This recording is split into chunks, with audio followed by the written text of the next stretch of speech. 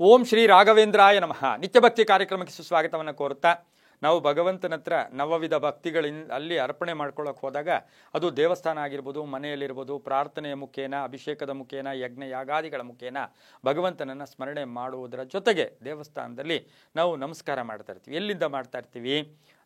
ಗೋಪುರದಿಂದ ನಾವು ಹೋಗ್ತಕ್ಕಂಥ ಮುಖ್ಯ ಬಾಗಿಲಿನಿಂದ ದೇವಸ್ಥಾನದ ಎಲ್ಲ ಪ್ರಾಕಾರಗಳಲ್ಲೂ ಕೂಡ ನಾವು ನಮಸ್ಕಾರ ಮಾಡ್ತೀವಿ, ದೇವರ ಮುಂದೆ ನಮಸ್ಕಾರ ಮಾಡ್ತೀವಿ. ಅದರ ಜೊತೆಗೆ ದೇವರ ಹಿಂದೆ, ಗರ್ಭಗುಡಿಯ ಹಿಂದೆ ಹೋದಾಗ ಸಾಮಾನ್ಯವಾಗಿ ನಾವು ಗಮನಿಸ್ತಾನೆ ಇರ್ತೀವಿ, ಆ ದೇವರ ಹಿಂದಿನ ಆ ಒಂದು ಏನು ಆ ಸ್ಥಳ ಇರುತ್ತೆ, ಗರ್ಭಗುಡಿ ಹತ್ರ ತಲೆ ಇಟ್ಟು ನಾವು ನಮಸ್ಕಾರ ಮಾಡ್ತಕ್ಕಂಥದ್ದನ್ನು ಕೂಡ ನಾವು ಸಾಕಷ್ಟು ರೂಢಿಸ್ಕೊಂಡಿದ್ದೀವಿ.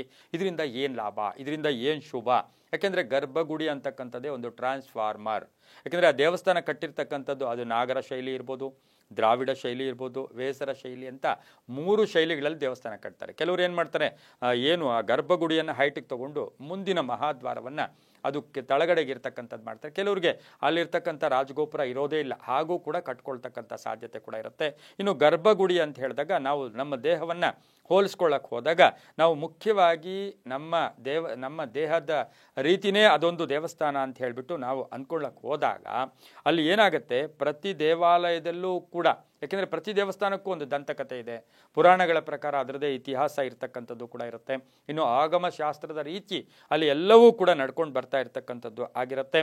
ಯಾಕೆ ಅಂತ ಹೇಳಿದ್ರೆ ಅಲ್ಲಿರ್ತಕ್ಕಂಥ ಒಂದು ಆ ಭಗವಂತನ ಆವಾಸ ಸ್ಥಾನ, ಆ ಲಹರಿಗಳು, ಅವು ಪ್ರವೇಶ ಆಗ್ತಕ್ಕಂಥದ್ದು, ನಿರ್ಗಮನ ಆಗ್ತಕ್ಕಂಥದ್ದು, ಇವೆಲ್ಲವನ್ನ ಗಮನಿಸಿ ನಾವು ನೋಡೋಕೆ ಹೋದಾಗ ನೋಡಿ, ನಮಗೆ ಆ ವಿಮಾನ ಒಂದು ಆ ತಲೆ ಇರ್ತಕ್ಕಂಥದ್ದು, ಆ ಜೊತೆಗೆ ಗರ್ಭಗುಡಿಯಲ್ಲಿ ಗರ್ಭಗೃಹ ಅಂತಕ್ಕಂಥದ್ದು ಕುತ್ತಿಗೆ ಇದ್ದಂಗೆ, ಅಲ್ಲಿರ್ತಕ್ಕಂಥ ಭಗವಂತ ಏನು ಕರಿತೀವಿ ಆತ್ಮಸ್ವರೂಪಿ, ಜೀವಸ್ವರೂಪಿ ಕೂಡ ಆಗಿರುತ್ತೆ. ಇನ್ನು ಮುಂಭಾಗದ ಮುಖಮಂಟಪ ಅಂತ ಕರಿತೀವಿ, ಅದು ಹೊಟ್ಟೆಯ ಭಾವನೆ ಇಟ್ಕೊಂಡಿದ್ದೆ. ಆದರೆ ಪ್ರಾಕಾರ ಗೋಡೆಗಳು ಸುತ್ತಲೂ ಇರ್ತಕ್ಕಂಥದ್ದು ಕಾಲುಗಳು, ಕೈಗಳು. ಹಾಗೆಯೇ ಗೋಪುರ ಏನು ಇರುತ್ತೆ ಅದು ಪಾದ, ನಾವು ರಾಜಗೋಪುರ ಅಂತ ಕರಿತೀವಿ, ಅದು ಪಾದ ಕೂಡ ಆಗಿರುತ್ತೆ. ಇನ್ನು ಗರ್ಭಗುಡಿಯಲ್ಲಿ ಭಗವಂತ ಇರ್ತಾನೆ. ಈ ಭಗವಂತನ ಪೂರ್ಣ ಒಂದು ಆ ಲಹರಿಗಳಿರ್ತಕ್ಕಂಥದ್ದು, ಪ್ರಪ್ರಥಮವಾಗಿ ನಾವು ದೇವರ ಎದುರುಗಡೆ ಪ್ರಾರ್ಥನೆ ಮಾಡೋಕ್ಕೆ ಹೋದಾಗ ಅಲ್ಲಿ ಬರ್ತಕ್ಕಂಥ ಲಹರಿಗಳು, ಅದರ ಜೊತೆಗೆ ದೇವರ ಹಿಂದೆ ಹೋಗಿ ತಲೆ ಇಟ್ಟು ನಮಸ್ಕಾರ ಮಾಡ್ತೀವಲ್ವ, ಅದರಿಂದ ಸಾಕಷ್ಟು ಶುಭ ಫಲಗಳು. ಅಪ್ಪ, ನನಗೆ ನೀನು ಬಿಟ್ಟರೆ ಇನ್ನೇನು ಇಲ್ಲಪ್ಪ, ನಿನ್ನ ಲಹರಿಗಳು ಬೇಕು, ನೀನು ನನಗೆ ಈ ಒಂದು ಮುಕ್ತಿಯನ್ನು ಕರುಣಿಸ್ಬೇಕು ಅಂತಕ್ಕಂಥದ್ದು ಕೂಡ ಆಗಿರುತ್ತೆ.